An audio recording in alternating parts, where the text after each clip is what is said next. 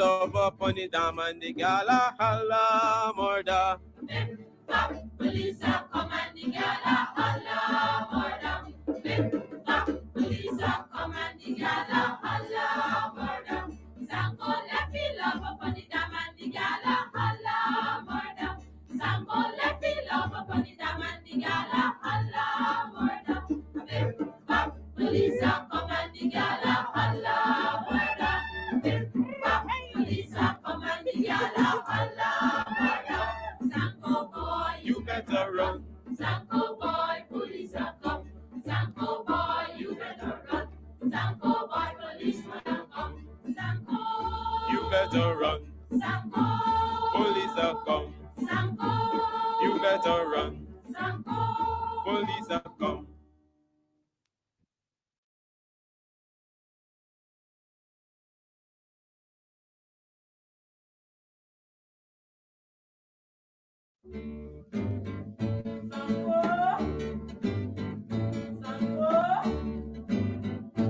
Sango boy, you better run.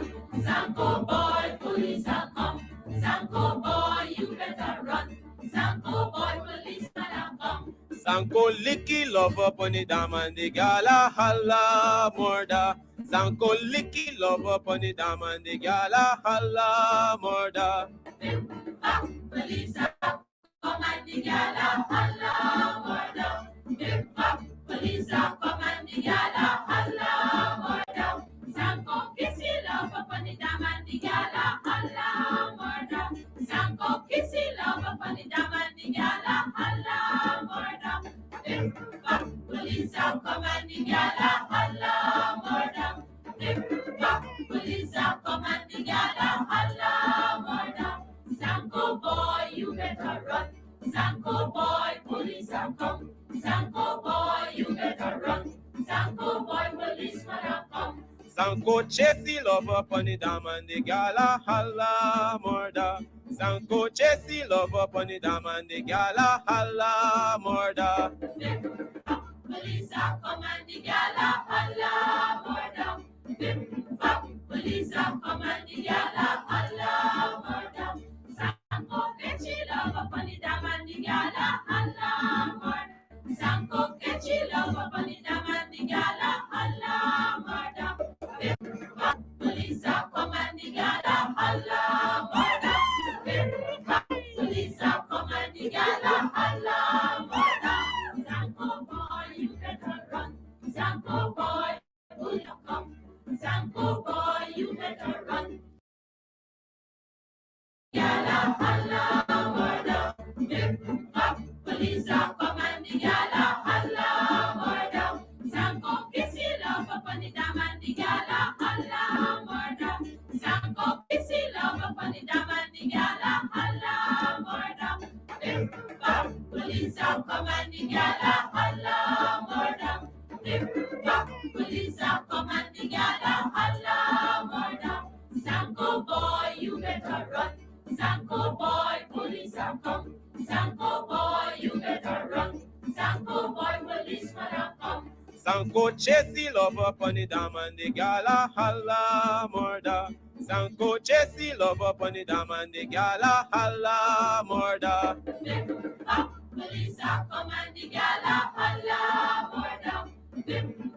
Police are come and the gala holla murder. Sanko catchy love upon the dam and the gala holla murder. Sanko catchy love upon the dam and the gala holla murder.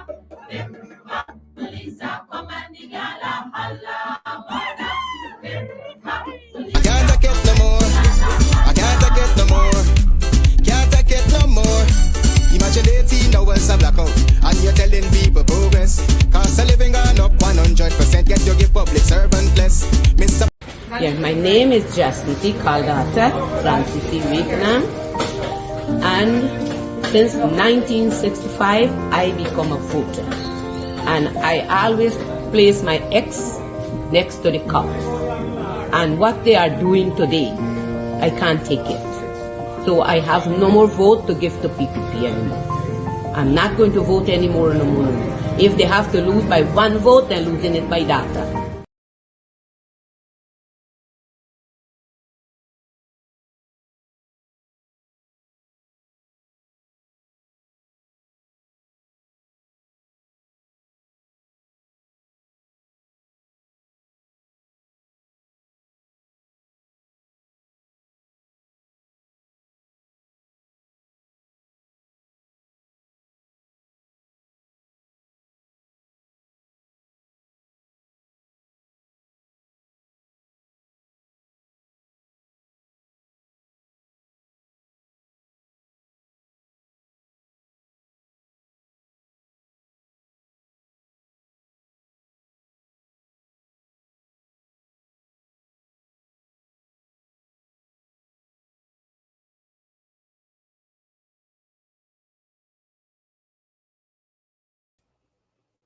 and then people are saying there's no sound.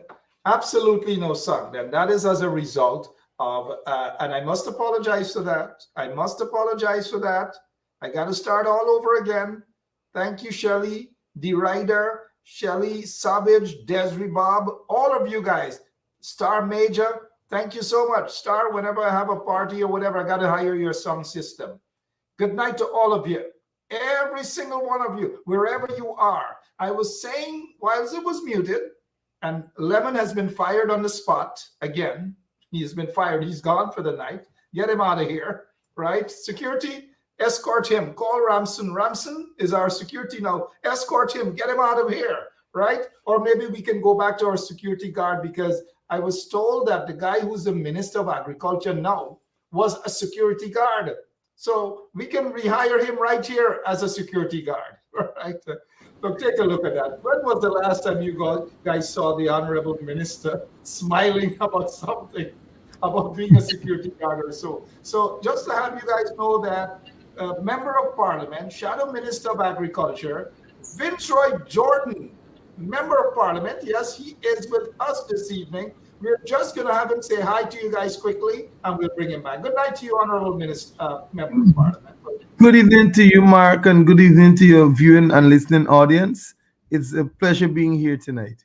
And it's really nice to have you on. But why did you laugh when I said security guard, man? You all are not easy, you know. I was laughing based on whom you were referring to. Yeah, thank you so much. Look, you guys have something that's coming up in terms of standing up and seeking justice for the family. When is it? This is on... sorry about that. This is Tuesday. Oh, that's already gone. No, when is it? Sorry, go ahead. The date, which marks the death anniversary, has already gone. But there is something being planned with the family and a group. So that is yet to be announced. A fixed date is yet to be announced. Okay, yet to be announced. The family deserves justice. You know, they want justice. They got to. And this case, we don't want a case to be shoved under the rug, Honorable MP. This is your region. What's the family feeling? How are they feeling? Because this is a sad situation across the board for the family, and of course, by extension, folks within the region. What's happening, sir?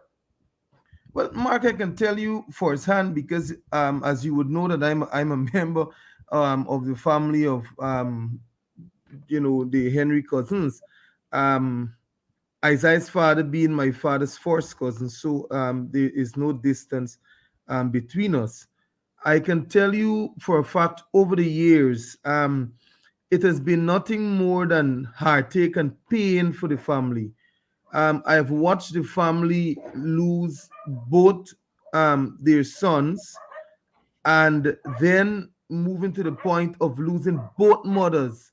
I've been there at the hospital, at the funerals even when they died, both mothers. The sad reality also is that both families also lost two additional sons, and I say lost in the sense that they're in prison for something that I really think that they should not be. But of course, the course of justice in this country, the law, victimization, political prosecution, it is very much rampant and evident. And so both sons are in prison, one for Sister Gail, one for Cousin Simonette, and also the two that would have died. So the family has been destroyed by this administration. I have no apologies in saying that. Also, those who are left to grieve and to mourn and in heartache and pain.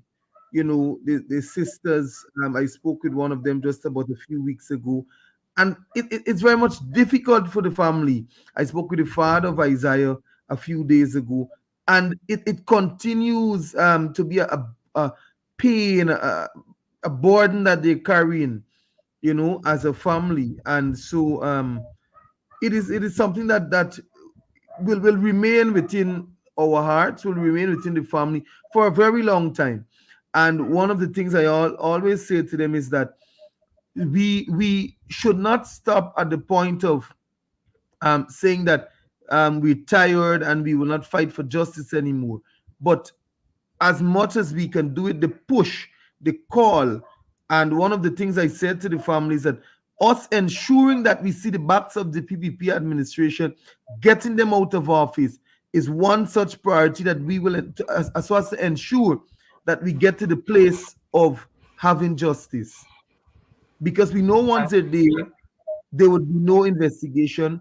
They've already seen it as those persons who they would have placed as accused for the murders. That's it, and they finish with that. The real perpetrators, as I would want to put it, are still out there. Absolutely correct. And let me just refresh your memory and that of our listeners as well. Honorable Member of Parliament Vince Roy Jordan is with us. He is Shadow Minister of Agriculture. We'll get to that shortly. But do you recall Irfan Ali saying at the funerals of those young men who were murdered, the Henry boys?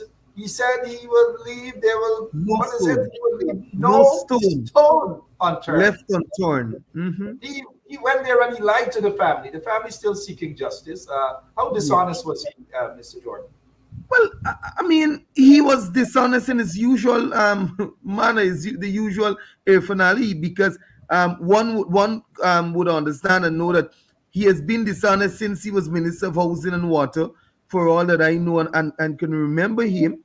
And he brought the same thing into being president, installed albeit, and he lied to the family. As a matter of fact, from the time the funeral was has ended, the boys were buried, they deserted the family. I can tell you that there were no psychosocial support that was given to the family thereafter, when in fact the resources and support were given to that of the family who alleged that the son oh my God, his name is slipping me. The other young guy that Harish, right? That was well, allegedly. I am yet to confirm that. Forgive me for saying that on air, but support was given to that family, but none was given to this family. And we continue to see the dishonesty of Irfan Ali. Apart from this matter, there have been many other instances where we would have pledged that justice would be served and no stone would be left unturned, and that family would realize how swift the police could work and all of that. We've seen it with Orin Boston, we've seen it with Quindon Bacchus, we've seen it with so many other persons, and the same is true for all. He has never ensured that justice has ever reached any of the family. As a matter of fact, I don't believe it is within its capacity to actually do such, because having a Guyana police force that is very much incompetent, being led by an incompetent commissioner of police acting, I don't think that it will ever result in any serious solving of any crime. Thank you so much, dear Honorable Member of Parliament, Vince Roy Jordan. He's with us this evening. Very active on the ground, very proactive young Member of Parliament. His responsibility is a Shadow Minister of Agriculture. Ministry of Agriculture is in a mess. Corruption upon corruption upon corruption. The rice farmers are complaining. All agriculture folks, who are in the agriculture sector are complaining. The drainage and irrigation in a mess, all sorts of things. But before we get to that, Honorable Member of Parliament, I keep saying Minister, and I'll stick to that, because you can be far more competent than that pack who they have right there now. But later on, I want us to talk about chicken. We got to talk about eggs. This allegation, serious allegations of smuggling of chicken, eggs, and all these things. We're not going to talk about that big house he's putting down, because it's none of our business. I repeat, we're not going to talk about that big house he's putting down. or building or whatever they say in Guyana, right? But let's touch on this, Mr. Jordan, Vince Roy Jordan. Church musicians arrested in Guyana for worshiping too loudly. In other words, they're praising. This is according to the Village Voice. They're praising and jumping up and hallelujah, hallelujah, and go tell the enemy, or go tell what? I am under the rock. All manner of things the guys were singing. And guess what?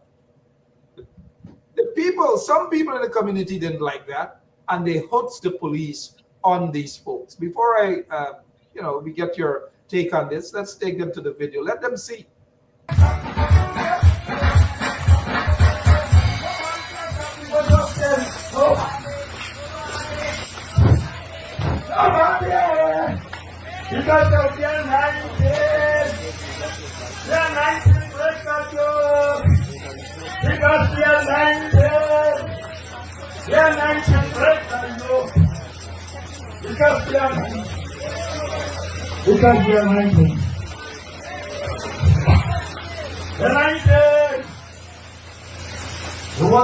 Yeah, right. So, well, y'all get orders to stop the church service. Say what? Now y'all gonna stop the church service here, right? Saying what? Saying what? I'm just inviting. Yeah. We must go by the station. We got come by the station. And we got left free service to come by the station. Right? That's what I say. That's what I say, brother man. We got a left free service to come by the station. Yeah.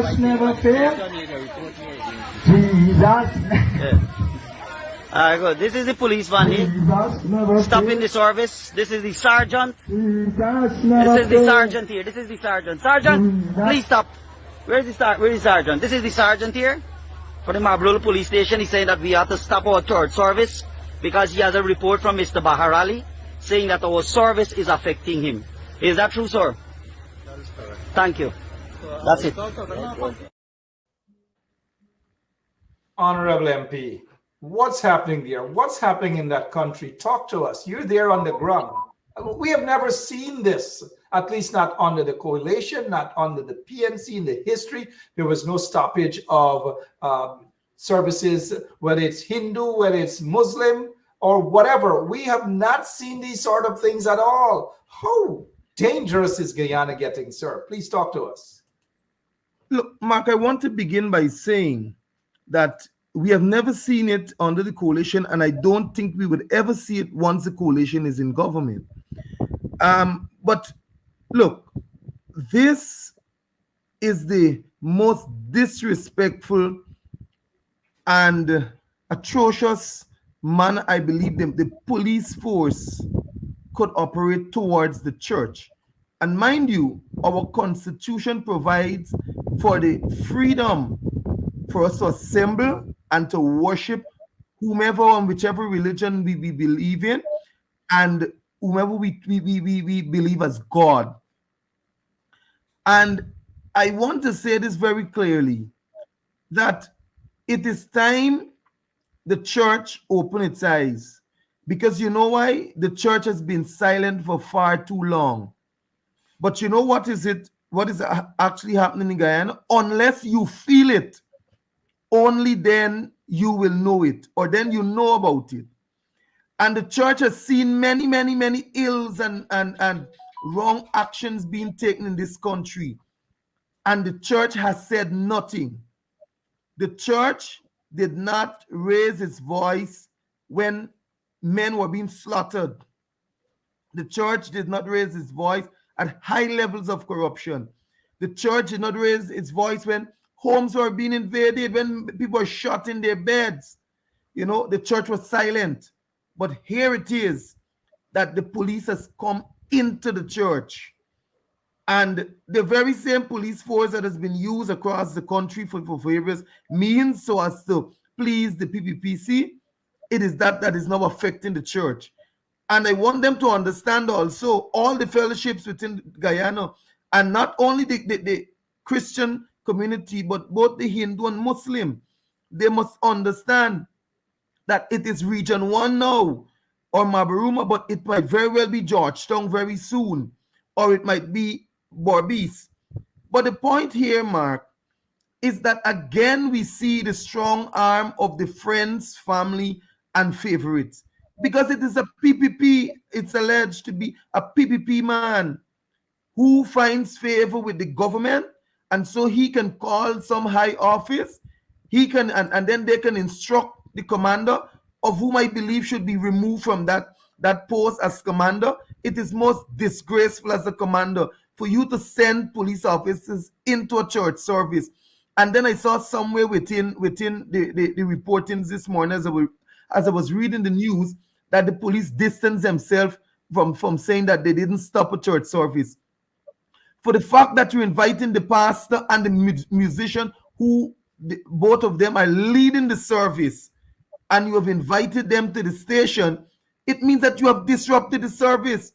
It means that you have stopped the service, because the music would have to stop, the ministering would have to stop, the worship session would have to stop, and then you would have disrupted the service. And I believe that Member of Parliament, if that is what they're saying, the evidence is there. This is not propaganda. If you just take 30 seconds, let's go back to this video, please. MP, unless, sorry, you were saying something. You wanted to finish. And I believe the guy in the police force should not only apologize to this church and the members, but they should not only they might want to write it sometime, but let them verbally come out verbally and give an apology, and the commander should be removed from that region for having his officers undertake such an action against the church. Thank you so much, MP. We appreciate that. If you're now joining us, Member of Parliament Vincent Jordan is with us. He's also the Shadow Minister of Agriculture. The agriculture sector is in a mess. It's run down under one of the most incompetent Minister of Agriculture. We'll get to that shortly. We're just going through some human rights violations in Guyana. The Honorable MP spoke about the police denying that they ever stopped the church service. We want to take you back to that piece of video evidence because they oftentimes love to say it's propaganda, all manner of things. But the police, this is not stranger dressed up in police uniform. Let's go to that video, please.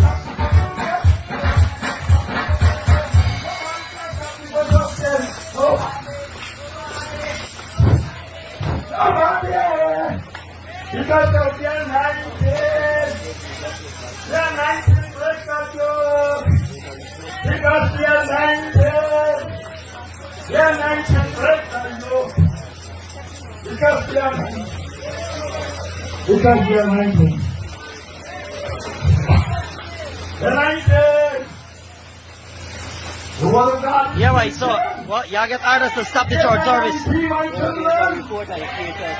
Say what? Now y'all gonna stop the church service here, right? Saying what? Saying what? I'm just inviting. Yeah. We must go by the station. We are come by the station. So we just heard there to invite those guys, the pastor and even the musicians, stop the music, stop everything, and invite them to the station. It's just like stopping a bus, Mr. Vincent Jordan. And for those of us who experience a bus, you stop the bus, it's filled with passengers, you invite the driver to come out and the conductor to come out and expect the bus to keep going. That is precisely what happened in that church. Invited the pastor and the musician. You saw it there. Yes. And so the entire service would have to stop. And it is disrespectful to the Christian community. And I am awaiting the Christian fellowship, those heads of the various fellowships, to come out and strongly condemn this action. Because today it could be for this church and tomorrow it will be for another church. But not only that, Honorable MP, not only that. Let me say good night to those guys in the audience. I noticed Dennis Atwell is saying, send the video. Dennis, I'm on the program. I can't stop to send the program to you. Dennis, with all due respect, sir. You're disrupting, you're interrupting our service here tonight, sir. Are you a police? But on a serious note, though, this has never happened, only under the PPP regime. But the disrespect towards the Christian community, you would not see the police going into the mosque, and I'm not saying that the police should go into the mosque. No, I'm not saying that. You do not see the police go into a Hindu temple, and neither am I saying that they should go in there. No, not at all. But why do you think that they're so brave and brazen that they could walk into a church, a Christian church, and shut down the music, shut down the worship, shut down everything, and then deny it? But I was making the point. Isn't there a bishop in the PPP, or is he still a bishop and is so quiet? And there are pastors who support the PPP and they're so quiet. How do you think they feel about this, Honorable MP? Well, Mark, as I would know it, apart from not only the bishops and the pastors, I know that there are many in the PPP who are silent for many other things. They cannot speak about the ills of society. As a matter of fact, they're comfortable with what they're receiving and the high life that they're living. And so they find it very, very much difficult to come out and speak. Apart from them being muzzled by the PPP, they cannot speak against these things. And so I don't see Bishop Warner Jill at any time coming out to say anything about this. And I would further want to challenge him that tomorrow morning, let us hear him condemn this action. Well, MP, he may say something, and what he may say is that there was a misunderstanding, and the young policemen and so forth who were there, they misunderstood, and the church service went back, and so forth and so on. And so therefore they try to paint us as the bad guys. Not what we just saw, even though the evidence is there. Why didn't they go and shut down Bishop Edgill's church, or if you want to call it a church? Well, you shut it down. But no, they go all the way in the indigenous community to disrespect the people, disrespect the Christian community, and to disrespect our indigenous brothers and sisters, and shut down the church. Too much noise. That's what's happening. And I know I've lived next to and I visited Hindu temples and so forth. You don't go in there and it's not quiet, There is singing, there's chanting, there's, the bhajans and so forth. Tume, Wamata, Chapitan, bang, bang, bang. I mean, come on. I'm not saying it's noise. It's people worshiping. So why do you consider when Christians worship a form of noise nuisance? And nobody in the PPP says a word. The Christian community you spoke about, Honorable MP, where are those people? Where are the pastors? Where are the reverends? Where are the bishops? Where are the bishops? Where are all of them in terms of a joint statement? Why not call a press conference and say this is wrong? But you know why most of them are going to stay quiet, Honorable MP? Because they benefit. They get little duty-free concessions. The church get little concessions, and they rather shut up when the Bible says anybody who sees an injustice being meted out to a brother or sister and turn their eyes against that injustice and do nothing is equally as guilty as the perpetrator. Honorable MP. And I believe it is the opportune time. I mean, put all aside with regards to what we've been calling on them for corruption and all the injustices. This is an opportune time for the church to prove itself that it has not lost its voice with regards to speaking out in Guyana against anything. And here is a perfect opportunity for a joint statement, for them to come together as the body of Christ and say, look, the Guyana police force, the government of Guyana, you went too far. This should never happen again, and it should have never happened in the first place. I want to just touch on what you said earlier. I lived in Port Moran for 2 years. Being an apprentice at the Gaisuku trainings, I literally lived in Port Moran for 2 years, and we were living right opposite the masjid. And respectfully, the masjid had to, they had the what you call it, the ringing of the bell, hours of prayer when they use this loud the speakers, and they would go and they would pray. And we had to endure that for 2 years. But you know what? We never complained, and because we understood that that was the people's way of worship, and we respected that. We even adjusted our study time at certain times when it was Ramadan and so on, when we know that they would be out and they would be doing various activities. Moved our study time just so that when they would be doing what they're doing, it would not, well, for want of a better word, say affect us. And so we respected what they were doing as their freedom and their right to worship. And so I don't see why this sort of disrespect should be meted out to our indigenous people first and foremost, and then the Christian community. And I believe that had it happened, I mean, let me just go one step further. Had it happened to one of the masjids in this country, I believe the president would have made a statement already. I believe he would have probably. Not only that, the ERC, Mr. MP, the ERC would have stepped in. The installed president would have stepped in. All of them would have had a voice, including those pastors and reverends who are quiet right now. They would have chimed in order to make it, Lord, this is wrong. You cannot attack someone's religion and so forth. But yet they're quiet. They're silent on this matter. Shame on those pastors. Shame on those reverends. Shame on them who are quiet on this matter. Shame on them. I don't know which God or what Bible they read. They're quiet. They condone this act. Timothy Yearwood Ben is saying the mosque makes, or does be, as she's saying here, the mosque does be on mic at 4 a.m., waking up the entire community like Falkak. Entire community.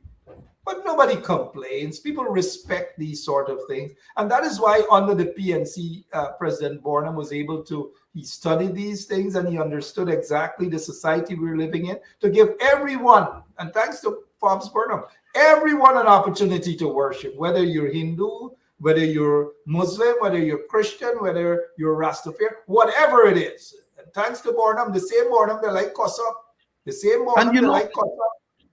And you know, Mark, also, as you said that, it is for Guyanese to be reminded that it is the same Lyndon Forbes Sampson Burnham who, as part of his freedom of religion, ensured that every religious body within Guyana had their right to not only worship, but the various religious holidays so that they can freely celebrate.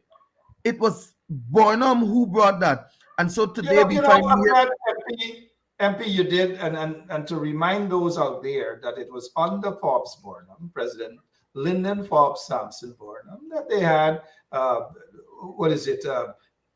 the Hindu, we get Pagwo, we get Diwali, we get all the different Hindu holiday, Christian, Muslim holidays and all these things under Burnham. The same Burnham is Burnham, not like Abi Burnham ban this, Burnham ban that, Burnham not like Indian people, but no, pre another, come on. The evidence is quite clear, Honorable MP. It is quite clear. But back to this situation here. Shame on the pastors, the reverends, and these guys. And I'm sure they're going to go to church on Sunday and they're going to talk quietly about it. But when you ask them why you can't speak out, say, what we gonna do, by? Who want those sort of pastors who would ask, by what we gonna do, by? You lived at Port Moran for 2 years. You probably know a nice wedding house. What we gonna do with that chamarke, by? What we gonna do with But on a serious note, let's go back to this video here. Shame on the police. Shame on those pastors who are not speaking out. Shame on Irfan Ali. Shame on the ERC. Some people might say, why shame on Irfan Ali? Well, he sits there as the so-called president. He condones these sort of actions. Take a look.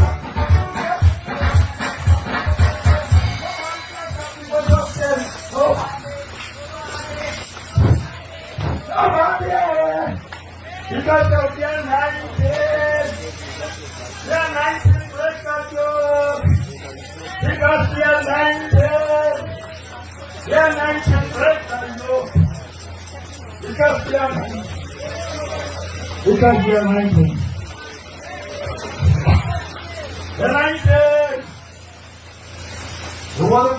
right. So, well, y'all get orders to stop the church service. Say what?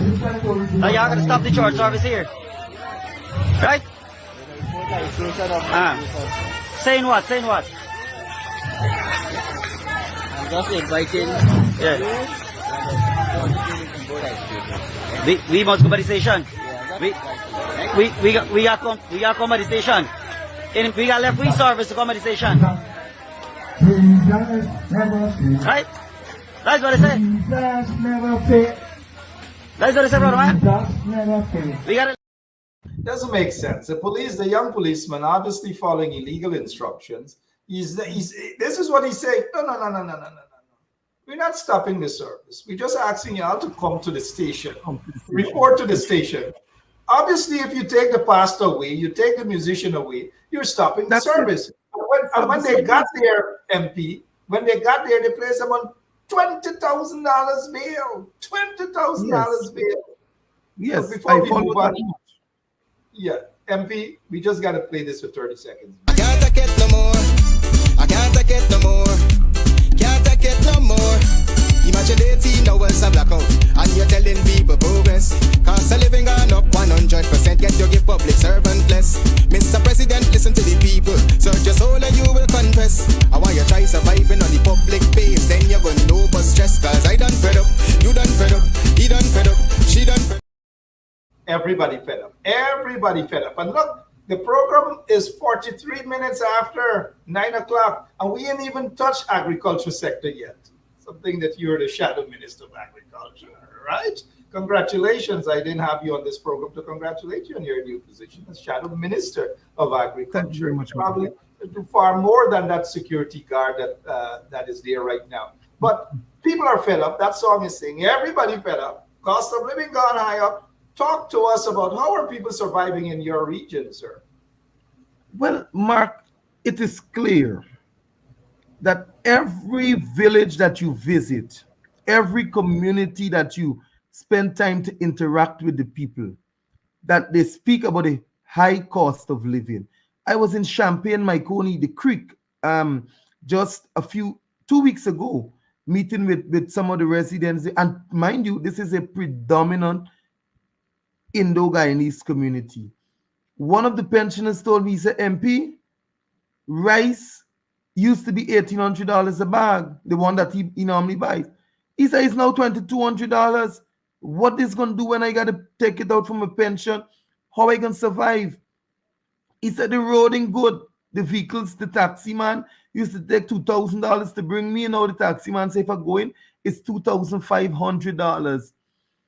And across the board, you find that people complain about every single item in the shops with regards to what they have to purchase for the kitchen in terms of meals, with regards to household items, construction materials, you name it.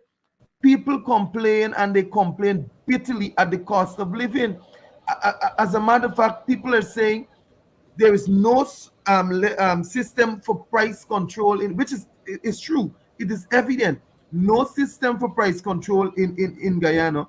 And so you hear the Minister of Finance speaking about, oh, we would have zero rated these items, and so you no longer have VAT on cornmeal, and you no longer have VAT on women products, and you don't no sanitary product, you don't no longer have VAT on this, and you don't have VAT on that. But is it true that the actual consumer is actually benefiting from that, or it stops at the middle bracket where the business community, those in the business sector, those who actually owns and control the business, it is there that it stops? All the relief and the measures that are put in place stops with them. It is not passed on to the small man who still goes to the shop and got to pay $300 in some instances for a pound of sugar, or got to pay in some instances $2,500 a small bag of rice. it doesn't reach them. And so Guyana on the whole has what I would want to put it as the highest point of cost of living that we would have reached in what they call the fastest growing economy, of which I don't really feel any of the effects of it being the fastest growing economy, because life has gotten very much difficult, survival, in this country, because the bills are still there to be paid. The groceries are getting higher on a daily basis when you go to the markets and supermarkets. And let us don't talk about vegetables, because because there is no price control. Again, I choose to sell four bora in a parcel for $200. I choose to sell six sweet pepper in a bag for $1,000 or $1,500, because I choose to do that. And you find that farmers are complete. It is widespread, Mark. It is the worst that I've ever seen. Cost of living as So a guy. it's the fastest. I heard you say fastest growing economy. I think they probably meant fastest going economy. It's blowing away. Nothing, no one is benefiting other than your finale, Jack Dew, and the likes of the cronies and the vagabonds. Those are the ones benefiting. But these folks, listen to this, MP. Oh, Jesus Christ. If cost of living double, I don't know what happened. A pound of sugar is $300 already. Flour, everything gone up. Everything just raising. You gotta get about $40,000 for buy good ration. You gotta get 3 man now. A weekend man, a monthly man, and a fortnight man. MP, as you listen to that vendor, and she's speaking the truth. She speaks on behalf of all Guyanese. They're punishing the fastest growing, the supposed fastest growing economy, and there's nothing to prove on the ground. Look, Marcia Jackman, all the way in Madhya. Good night to you, Marcia. Saying, look, right now is blackout in Madhya. What about blackout in Region 5? Talk to us, please, MP. Look, Mark, blackout for the last week, we had blackout every single day from Wednesday until Saturday. Every day we had blackout in Region 5. And we didn't only had it, let's say 5-10 minutes. Look, I can remember under the coalition, when blackout came, it was like, oh my, it's a surprise blackout, because you have grown to not experiencing blackout as that frequent as now. But now when blackout comes, oh, it's blackout again. All right, next 4 hours it's gonna be back. But on a very serious note, last week was the highest point. Every single day for no less than 4 hours at different intervals, we had blackout in Region 5 at different sections of the region. And it doesn't seem as though GPL is getting it right. I heard the second vice president, blaming everybody else but himself and his administration. He blamed equipment. He blamed age, equipment within the organization. He blamed the management of GPL. Well, I don't know if he didn't understand when you put a square peg to manage GPL as the CEO, that you would not have had the right production or the right output. So now he recognized that and he's blaming the management. But Jack Dio, of all people, should know that this crisis that we're in should be, it should be placed squarely at the feet of his government and the incompetence of the ministers responsible for energy in Guyana. Under the coalition, we press and ensure that blackout was quickly becoming a thing of the past. And I can tell you that because I worked within the utility sector, being a staff at the Guyana Water Cooperative. We had times when we switched to generator basically no time in a month. And now you find that some of the well stations and treatment plants, they're on generator practically all the time, because they either get low voltage, no voltage, or blackout. Low voltage, no voltage, or blackout. You're correct. Under the coalition, there was hardly any blackout. I lived there. I lived through, for the most part, those blackout periods under the corrupt PPP regime. Uh, Maybe tomorrow night I will be dealing with this issue. Ravi Dev, known.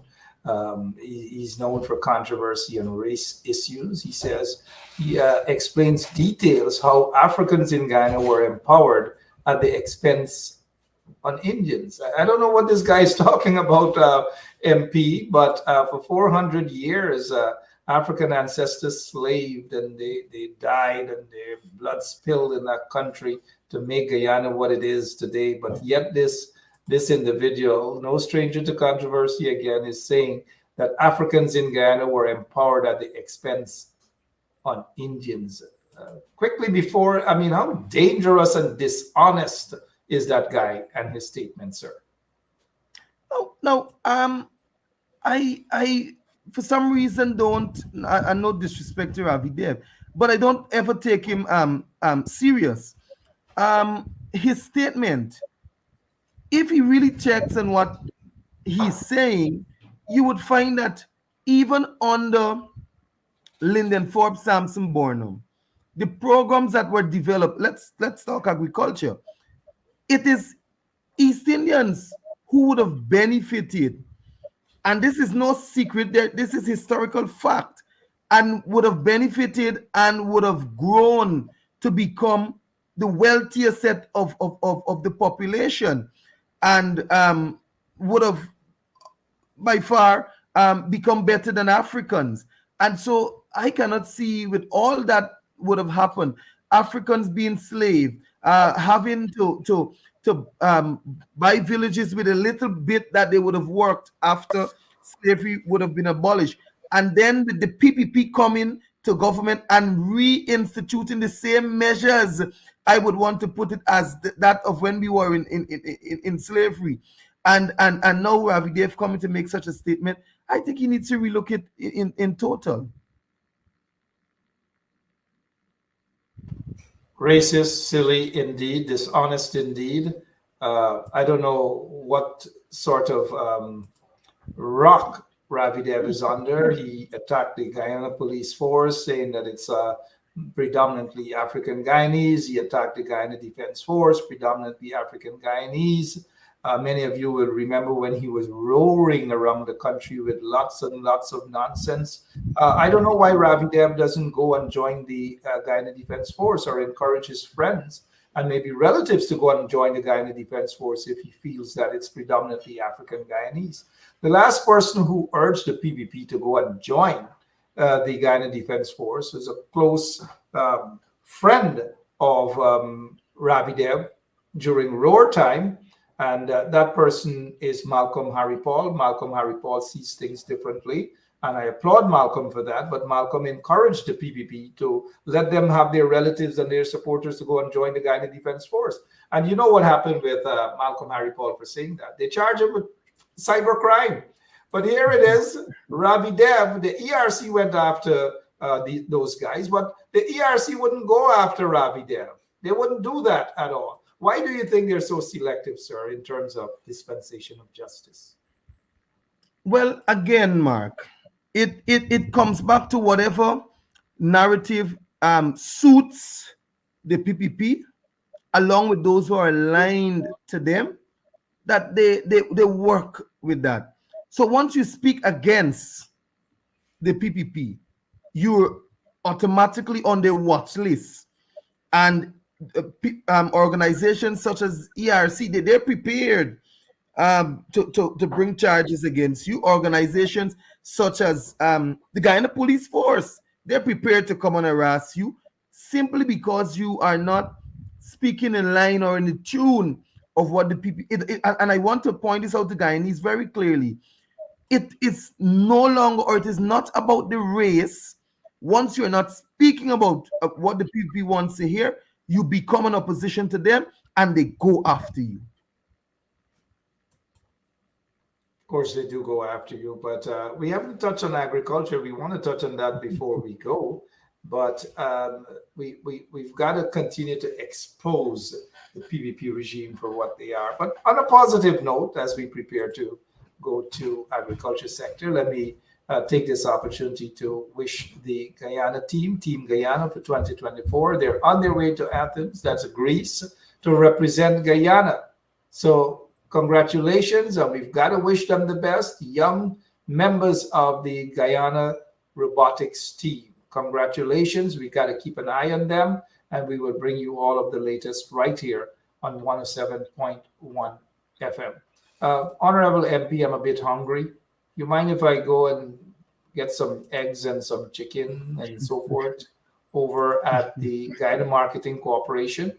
Speaking of egg and chickens, allegations of corruption, millions upon millions of dollars. The audit report wasn't nice at all. They may be in the process of covering up. Who knows? What is your take on the allegations of this corruption, sir? Well, Mark, I would want to start from this point. The Minister of Agriculture has been most dishonest by saying to the nation in a statement through the ministry that he initiated an audit into this whole or the allegations of corruption. I would want to name him Minister of Audits now, because there's a lot of things that he's auditing that just doesn't finish auditing. But when you look at it in detail, you find that it is until somebody raises some level of accusation or puts out a statement on it, that is only then he knows to inform the public. But here is the general manager of GMC coming out just, I think it was less than 24 hours after the minister and the ministry making a statement. And that, of course, was after you would have raised it on your platform. The manager is saying that it was not the minister, it was I who instituted this whole audit. The manager, if you listen to the manager's or you read the manager's statement very carefully, you would understand that she also implied that she informed the ministry and she asked about the way forward after she recognized that this accountant and this SPM, the special projects manager, that they were in some form of collusion. She said collusion. She said that he was more focused on selling chicken. He didn't come into the office, and he was more focused on what was happening outside. She wasn't getting any reports. Nothing was being balanced. There were no accounting, and so she asked the ministry, "What is the way forward? What should I do?" And the ministry failed to give her a response, and so she initiated herself and her management team. And they launched this audit. When the audit was ongoing and, well, preliminary reports, she again informed the ministry, and central ministry did not give, from all that I understand, did not give clear directives as to where she should go. But here comes Mark Benchcop, and he releases what he heard about the matter, and the ministry comes to the defense. But at the same time, the ministry is defending GMC. The ministry and the minister is distancing themselves. I think that was the most ridiculous statement in the history of statements coming out of any government organization. How can you say that you don't, or you are not involved in the selling of eggs and chicken and those kinds of things, when GMC falls under the purview of the Minister of Agriculture, the Ministry of Agriculture? You have direct responsibility to oversee the affairs. You have policy decision making with regards to how GMC functions, how it operates on a daily basis. It is you at the level of the ministry who has the responsibility. And here is the ministry distancing themselves. But you know what? How I would want to coin it, Mark? I would want to coin it. It is because those at the helm of the ministry, they are complicit in corruption with those in the organization. And I said it before that the small man in the agencies who are the accountants and the managers and the directors and the heads, they are not doing this in isolation. The corruption is not in isolation from those at the helm of the ministry. They know about it. And I want to say clearly, the minister ought to know about the smuggling of chicken. The minister ought to know about the corruption that is leveled against those with regards to eggs and its importation and licensing and all of that.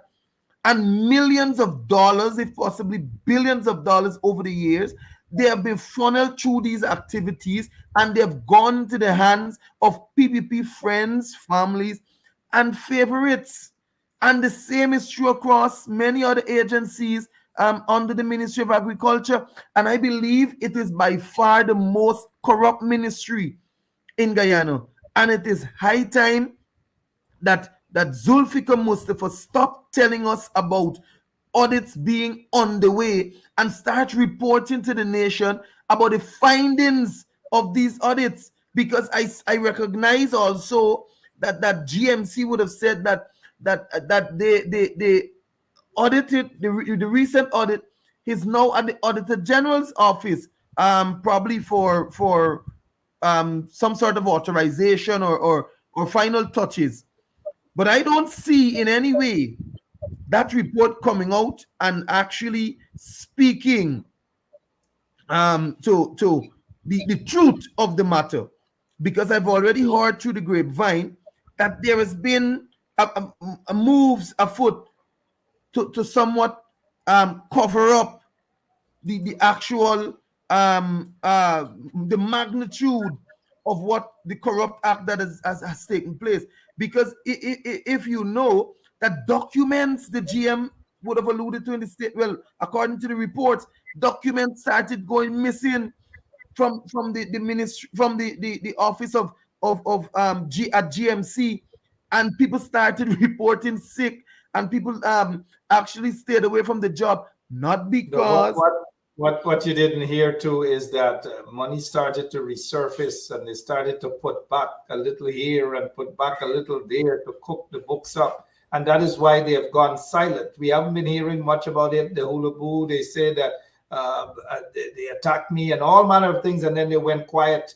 But I'm waiting for Zulfikar Mustafa to open his mouth again, because I just may have some more evidence for him in that regards. Member of Parliament, also Shadow Minister of Agriculture, Vince Roy Jordan is with us. The agriculture sector is in a mess. Talk to us, because we've been hearing from some farmers out in Blackbush Polder on the quarantine and Essequibo, and they are not happy at all. Talk to us, please, about the agriculture sector. Look, I'm happy that you would have raised Blackbush Polder and the Pomeroon, and even here in Region 5. Mark, I questioned the Minister of Agriculture in the National Assembly during the consideration of the estimates when they came for another set of monies for GRDB and GLDA and MMA and other agencies. And I asked him, who are the farmers, rice farmers, that are benefiting from this relief or the measures that you've mentioned here, that they're going to receive seed paddy, they're going to receive insecticides, they're going to receive assistance to get back into the farm from this widespread destruction caused by paddy bugs during the last crop. And Mark, I have spoken to farmers in virtually every rice producing region in this country. And you know what they said? They said that it is only the friends, the families, and the favorites of the PPP that continues to get this stuff. I've spoken to farmers in Bushlat village right here. As a matter of fact, only this morning I was on the phone with two large, well-known rice farmers in Region 5, one of whom is very much afraid to go public. But they're saying that they're not getting, they said they tell them they're going to give them half-bag fertilizer. And the half bag per acre, I think it was that he said. And there are small farmers in places like Hopetown. There are small farmers who we would have empowered under the RAID program in Ithaca. They have not received not one bag as yet, or a quarter bag. But here is the minister saying, oh, we have given to farmers across the... I asked him to produce the list. He cannot produce the list. Farmers are suffering to get their produces out of the back dam because you know what? They try to scrap the program or project that we started, building farm to market roads to bring their produces out from the back dam. That again is a burden on farmers within the agriculture sector. When you move across the rice industry, you find that fertilizer, the price has increased. The farmers, when they go to the mills, they go with one truck load of paddy carrying 150 bags, and this is practical, and they get 50 bag paddy. They only get 50 bags because all the rest destroyed. Now, how can you then, as a ministry, be selective in farmers that you will bring relief to? I already have and I've started a plan, a policy, as a matter of fact, that should the coalition take government tomorrow, we must have by NDCs a list of all the farmers in the NDC, a list of all the farmers by region, and a list of which will then make a combined list that will tell us nationally how many farmers we have. And so when I'm about, or the government is about to give assistance to farmers, it must not be me or the ministry staff going and sitting at the bottom house of some PPP comrade and writing a list and giving to the friends and family. You must have a list that when it is time to distribute bit whatever support, you can go to the NDC, utilize the local governance system, and when you go to them, you can have a list from the NDC. I don't care if it's a PPP control or coalition control NDC. Produce to me a list of the farmers in the community, and we will, along with our extension officers, and we will go to the farmers. We will get to them whatever is needed. And of course, we have extension officers who would normally visit within their different catchment areas. But this is not what the PPP is doing. The extension officers, by right, some of them submit reports, Mark, and they say to them that, look, these farmers are suffering. Quite recently, they were given this, what you call cash grant, and they took off a number of farmers' name right here in West Coast, but and farmers were complaining who lost severely. And you know what? It was because they said, oh, the person related to the member of parliament. Oh, the person is AFC. Those are some of the comments. And this government still thinks that people believe in this nonsense that they speak about one Guyana running around the country talking about one Guyana and all the crap. People don't believe in this. In the Indo-Guyanese community, they're telling us they're tired of the victimization and how things have been, the discrimination in distribution of cash grant and other supplies. I've spoken to farmers who have never received the flood relief for rice farmers. In Myconi Creek, I've spoken to farmers in Bad Settlement who have never received relief for the rice subsidies. And so it is a mess in the Ministry of Agriculture. But I want to also, see that we're talking about rice, I want to talk about this agency that is closely aligned to Rice Mark, if you may permit me. The MMA ADA. The minister, like they did when you made a statement about corruption at GMC, I was reliably informed. And it is not just one time, it is over time, but the evidence was sufficient for me to make my statement. And so I said to them that it is too often that we're having these mass levels of corruption, misappropriation, and skullduggery at MMA, where millions of dollars, it just went. And people who are involved in it are given a pat on the wrist, and they continue to work. For example, there is a supervisor who pays security officers, and he paid one ghost security For months, he been paying millions of dollars. He pay out or possible years for because I only had a sample of the records. And when he paid all this money, it was to this ghost security guard who was responsible for security to some machines and so on that belonged to the agency or doing work for the agency. And that man was found guilty. The man was made, as it is alleged, to pay back the money. MMA put out a statement that there's no corruption, there's no misappropriation, as MP Jordan would have mentioned. Barefacedly, these people put that statement out, but later in the statement they said that there were instances of corruption and the board would have dealt with it. Now, man, this guy changed the check for this or these security officers. I don't know how many. This guy cashed the stuff he paid over time. Who in the board did a forensic audit and was able to say whether this man's signature, these people's signatures were forged? How did the money get in? How did the checks get cashed and all of these things? Nobody got no report.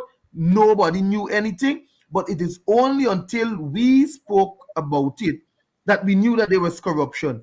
Quite recently, just about 3 weeks ago, $9 million, whoop, it went in just a small sample again of what is happening at MMA. There's a lot of whoops. There's a lot of whoops. Millions of dollars going whoops. It's gone. It's just the gone. General manager, PPP, all of them. Whoops. Yes. You put $1 billion next to Jack Deere, what do you think will happen? Whoops. You put $1 billion next to Air Finale, what do you think will happen? Whoops. Whoops. Yep. It's gone. You know. But some people might ask, with all of these things here, do you feel that the opposition is doing much to expose them, sir? I know you've been doing your fair share of job, and kudos to you, but do you think more can be done? Well, yes, of course, in every instance, more could be done. But I say to people, when it takes a lot out of you to get these information, because of course, you know, the government would have fired virtually every person closely aligned to the coalition. People understand and are very much fearful of the victimization and what will come up against them when they give information to the coalition and or if they leak stuff. But nevertheless, people are very much cognizant of. Let me say this to you, Honorable MP. Leaking is very easy. You don't have to be caught. There are lots of people who are in PPP ministries and so forth. They leak information. It's how you share the information, what you do, that the people will gain that trust. And I thank all those who have been leaking information to us here at 107.1 FM. Keep on leaking, not only here, but leaking to other platforms and other individuals as well. Leaking is good information. That is. It is good, Honorable MP. You were saying? Yes. Well, I must tell you that as of recent, even members of the PPP, they have become frustrated and fed up of what is happening, that they too are now whispering and passing the little paper along. I know Jack Joe gonna run with a whip trying to find who he can find those who are leaking. But I say to these, and I say to public servants, be free to contact me at any time, because whenever you give me your information, it will remain with the strictest level of confidentiality once it is given to me. And I can say that also for the opposition, we will not in any way cause you to be affected on your job. But getting back to it, Mark, this corruption at MMA, we heard that they colluded with contractors. They colluded with even members of the board and management. With the level of corruption there, alleged corruption at MMA, which is the Myconia Barry Agricultural Development Authority. With the level, and we've been hearing about this corruption, and corruption's probably got worse now. Very much. Other than just listening to the complaints and hearing, are you guys in the opposition trying to force them for an independent audit, trying to force them in Parliament to reveal the books and so forth? What are you guys doing? Well, I did push for the minister to reveal, of which he didn't answer yet. And I also now placed a number of questions on in the National Assembly to be placed on the order paper, which would give us the opportunity to really question, get answers to some of these levels of corruption. And of course, we have some other measures in place which would go to the National Assembly as soon as it reconvenes, to force them to speak to us and speak to Guyanese, of whom we are representing over 49%, 49 point something percent of Guyanese we are representing in the National Assembly, and for them to give answers. Because Gaisuko, MP, do you feel confident that Parliament will give the answers with regards to what you're looking for? You have a Speaker of the National Assemblies against you guys, shut down every sort of motions. How confident are you that you will get the answers you're looking for in Parliament? Well, I am not confident in any way, for the fact that the Speaker, whom I think it's about 2 months ago, I wrote a number of questions to the Parliament, and the Speaker rejected a few of those questions. And when he rejected, and I have the letter, I can share it with you at a later time after the program to substantiate my claim. The Speaker responded to me that question so will not be placed on the order paper, because his judgment, well, the letter came through the office of the clerk of the National Assembly, because the Speaker don't write to you directly. And they're saying that he sees it as speculative. Now, this is his view, but here are questions that takes into consideration billions of dollars that have been spent by a ministry, by an agency, and the Speaker, before it even reaches to the order paper, he shuts the question out. The same is true when we have the consideration of estimates. When we ask on the floor, when these are opportunities where we have oral responses, the Speaker bars and shields the minister. When he sees when he recognizes you going down a path that will corner the minister, he comes in to tell you about 1966 and 1978 and early 2000s, when he was a minister, and when he was a this, and when he was, and he just throws the entire thing off, and he bars the minister. That is why he's there, and that is why Parliament is not effective. And that's why the sort of protest that we expect in Parliament is not there. The sort of agitation is not there. Parliament under the PPP is undemocratic under this current Speaker of the National Assembly. He should remind you guys, when he's in Parliament, how he sold out the United Force, and he sold out the people of the United Force. His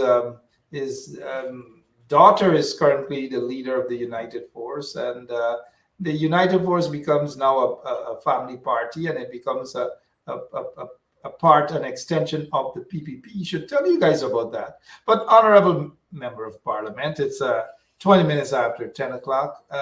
We've got to go. Please don't be a stranger. We want you back here to keep exposing what's happening at MMA, because if you can't expose them and get the answers that you're looking for in Parliament, come right here. It's called Our Parliament right here on 107.1 FM. We'll be more than willing and happy to ensure that we do what is necessary to expose that corruption. Unless I fail to ask you one particular question that is so important that you wish to let the Guyanese people know. Here is your opportunity, followed by your closing remarks, please.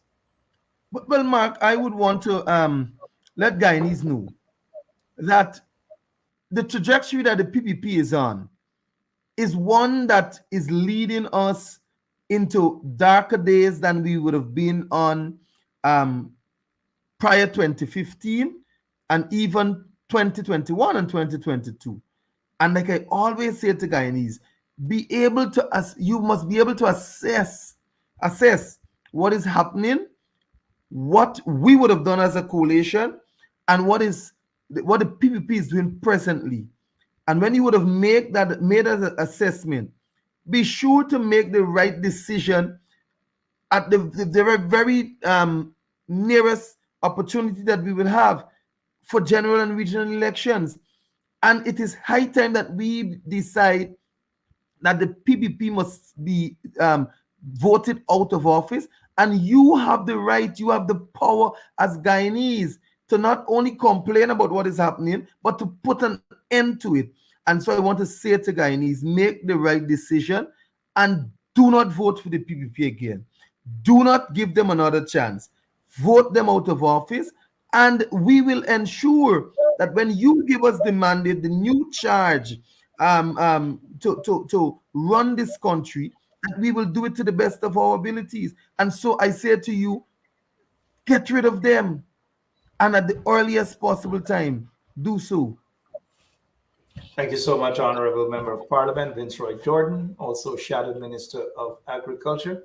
Thank you so much for gracing us with your time for an hour plus minutes. I know you have been very busy out there, and you seem to be onto something with the Ministry of Agriculture. Keep holding them accountable and continue to expose them, and especially that security guard guy, Mustafa, who's building a big house right now. You know, continue to expose them. Thank you so much, Honorable MP, and I hope that you guys can fix a date for this coming soon. Coming soon. Yes, you will hear about that. You will definitely hear about that. Thank you so much. I want to hear about it. Thank you very much for having me, Mark. Thank you very much. Thank you, sir. Appreciate it. Yep. That's the member of Parliament. Well, I'm saying minister, maybe very soon. A member of Parliament, Vince Roy Jordan. He's also Shadow Minister of Agriculture. I'll be back tomorrow, same place, same time, right here on 107.1 FM. I noticed somebody said that the member of Parliament say Maninja, right? Some of you guys out there want to be so proper, right? Like I'll swallow the English dictionary that you've got to be so proper, right? You want a man to come and say manager, the manager, as opposed to maninja. You know, I say maninja. You know the song, oh maninja, kina kota raisa planta fa. The singer didn't say, oh manager. I know he's a member of Parliament, but you guys got to take a listen to some other countries around the world. Listen to Trinidad and Tobago and them boys and them talk. The politicians and them talk. What about Jamaica, right? Y'all ever hear the Prime Minister of Jamaica talk and all these? But as soon as Guyanese, you all want them to be so proper. You mustn't sneeze. You mustn't dig your nose. You mustn't pull out something from your teeth. You mustn't do nothing. You mustn't dig your ears. Oh, gosh. Anyways, good night to the manager, them. All of the managers. Time y'all want to be proper. Hey, hello. Good night. I love you guys, man. I'm out of here. Now let me go. My manager waiting on me. Emma, Sophia Bencha. My manager waiting on me. But y'all pray for Guyana, guys. And congratulations to our team. They're on their way to Athens, Greece. We will be keeping track on them. And this guy, Ravi Dev, forget about Ravi Dev. Ravi Dev full of stupidness. He full of bare stupidness. Yeah, not stupidness. He full of bare stupidness. You know what this guy said? He said that how Africans in Guyana were empowered at the expense on Indians. What a katahar, what a Korhi sort of statement. What a Nimakaram sort of statement is this? But the ERC wouldn't do anything. The ERC only touches certain kind of people. They're not going to do anything about the magistrate that is being disrespected, to Stabrook News. They're not going to say nothing to Stabrook News, the cartoon, nothing at all. But yet some of y'all come on here, one in particular, maninja.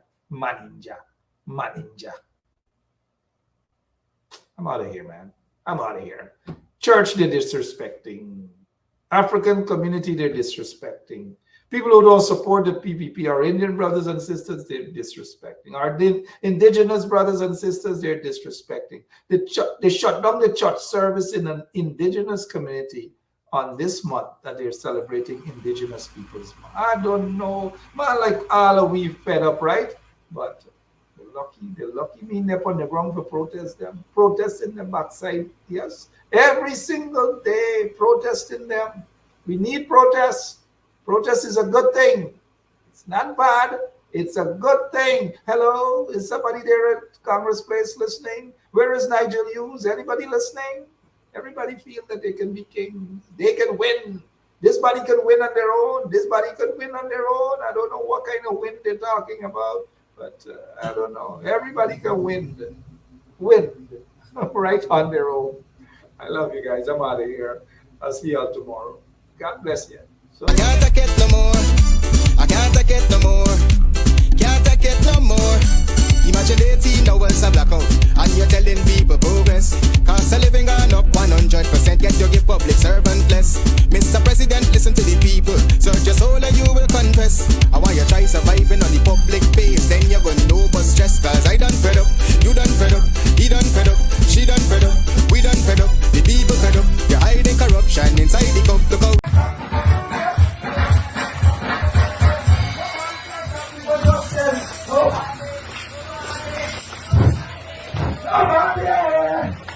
Because of the United, the United breakthrough.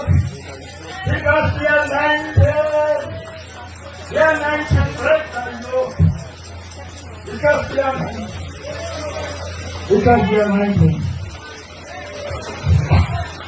the United. The one of God. Yeah, wait, so, what, y'all get orders to stop the church service?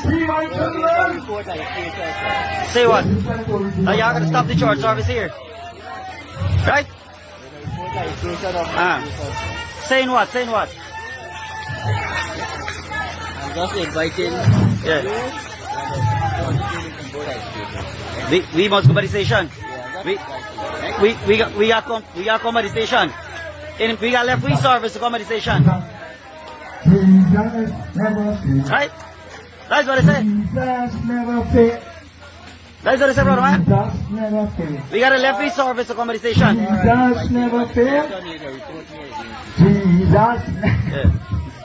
Alright, good. This is the police van here.